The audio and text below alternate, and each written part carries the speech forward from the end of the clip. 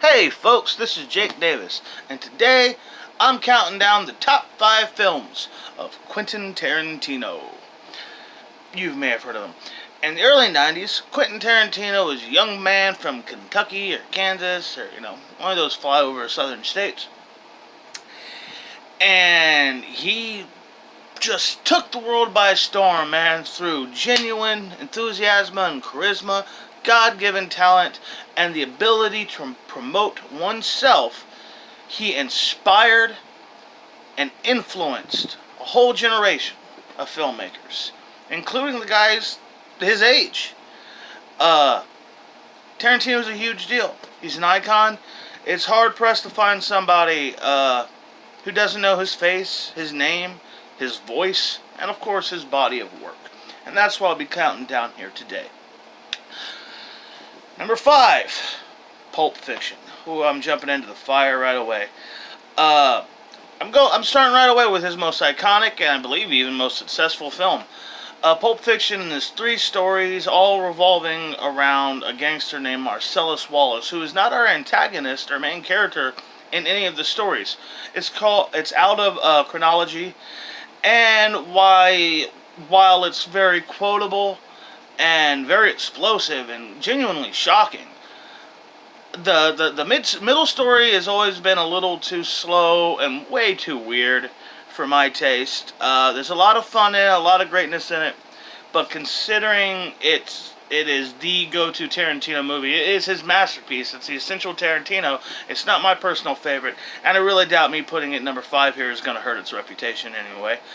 So number 4, Django Unchained. Django Unchained is a blaxploitation spaghetti western, and Quentin Tarantino is probably the only person alive who could have pulled that off. Even though it is, 3 hours long, has grisly violence and really foul profanity, gives us Jamie Foxx's best performance of his career.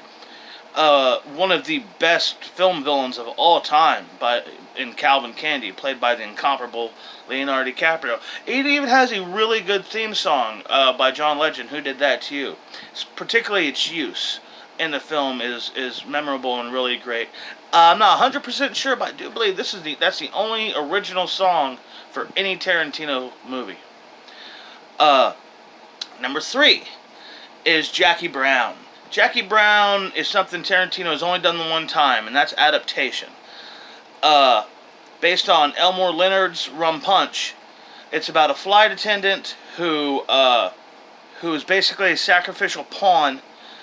So she decides to play the FBI and the crooks, the crooks, gangsters against each other to save herself and steal the money while she's at it. It, without question, in my opinion, has the best overall acting and soundtrack of any Tarantino movie. Robert Forster, particularly, is quite excellent in this movie. He got nominated for an Oscar. Number 2, I'm gonna cheat.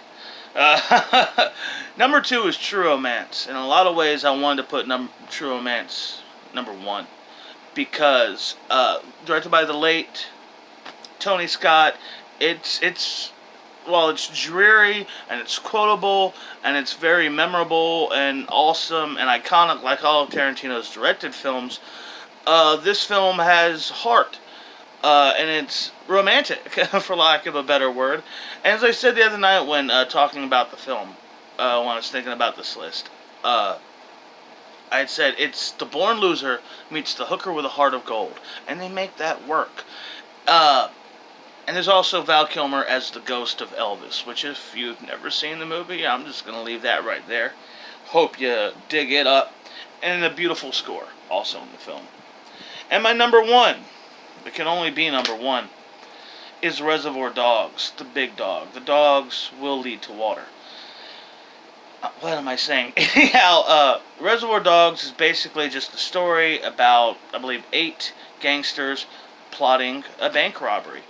And we go from plotting the bank robbery to post-bank robbery mayhem. We never see the actual bank robbery, but we hear a lot of the details, hear people talk about it. All kinds of shit goes down. There's distrust, there's a rat, who got the diamonds, who got caught. Just powerhouse performances from Harvey Keitel, Steve Buscemi, Michael Madsen, and the late Chris Penn are all fucking great in this movie. Uh, Everything from the Tarantino dialogue, the Tarantino gangster look, the color coding of the nicknames was instantly iconic about this movie, and it didn't make a lot of money. Reservoir Dogs is my number one, not only because of the influence, because it's the one that started it all, but in my opinion, if Tarantino would have walked away from filmmaking, never written or directed another piece of film, this movie would still be that good. I would still love it just as much as I do now. Uh, as far as his other movies go, real quick, Kill Bill films 1 and 2. I thought the first one was kind of fun and silly and hokey. Second film we get really doubled down in the pretentiousness, the indulgence. It's way too long. It's far too slow. And overall, the bride is not a likable character. How's she any better than Bill or any of the other villains? Takes way too long to get to Bill, and the ending is bullshit. So, yeah, I don't like Kill Bill. I kind of enjoy the first one a little bit more, just because it's got a faster pace. But when you go through 4 hours, consider there's like over 4 hours altogether. It's just not worth the time for me. Inglourious Bastards. I didn't like Inglourious Bastards, not at all, not even a little bit. I think Christoph Waltz, while good in it, just has a generic Nazi villain to play. The bastards are barely in the film. And the main character of the movie, played by Melanie Laurent, is just really dull and stiff. And it's not the movie that it promised. And it was a big disappointment to me. And The Hateful Eight. Hateful Eight, I don't know. It's okay. I mean, it's really good. It's really fun. But it just kind of felt that after Django, he just wanted to make another Western. He liked using the wide cameras and the costumes. And I think he really stepped up, showing his limits, how well he can do when he limits himself. You can't make references to all the dialogue's character and story driven now. He did a good job with the script, at least. But overall, yeah, it's okay. And as far as his other scripts, I mentioned True Romance, Natural Born Thrillers. I don't think anybody in that film, anyone who had anything to do with that film, is worth a damn. It is just calling it all in. Everyone except Woody Harrelson. Woody Harrelson showed up to work. Everybody else was just collecting a paycheck. From Dusk Till Dawn. It's two halves of one. It's two different movies. The gangster part is really cool, but the truth is, when it gets to the vampires, the shit I should have loved, vampires and strippers, the movie just gets silly and heavy-handed on its rip-offs. I feel like I'm forgetting a script here. He did some unofficial, uncredited doctoring on Crimson Tide. The segments. Okay. Grindhouse is half a movie. All the Tarantino stuff I saw at the theaters, all the Tarantino stuff, it's the only thing I've ever seen in theaters. It was immense disappointment. And the worst thing about it is his segment, Death Proof. Four Rooms is a silly movie, but I hate to say it, they needed a mime. Jim Carrey would have made that movie so much better over than Tim Roth. And I'm not a huge Jim Carrey guy. And Sin City, which is just a joke, putting his name on the credit. He directed a scene. That's absurd. He didn't direct Sin City. Anyhow, kind of went on a rant about this. So that covers Tarantino. That's Tarantino, man. Over 25 years, over a quarter century of work, the man's made less than a dozen films. And even though I would recommend seeing 6.5 of them, I like Tarantino. I'm a fan of his.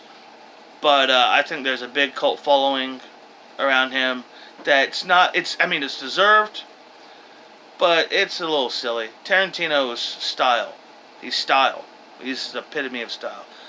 Anyway, I hope you enjoyed my video. Hope you liked this rant and my breakdown talking about top 5 on Tarantino. Please like, share, subscribe, comment. Of course, please comment. Let me know, what do you think? What's your favorite Tarantino movie or script? Or even performance, thing about Tarantino, favorite scene in Tarantino movie. My favorite scene in all of Tarantino's movies, at least of him, is his scene with in Pulp Fiction. Yeah, you know which one I'm talking about if you've seen it. Anyways, please like this video. Please share and chime in and participate. I'm Jake Davis, and I'll catch you on the fly.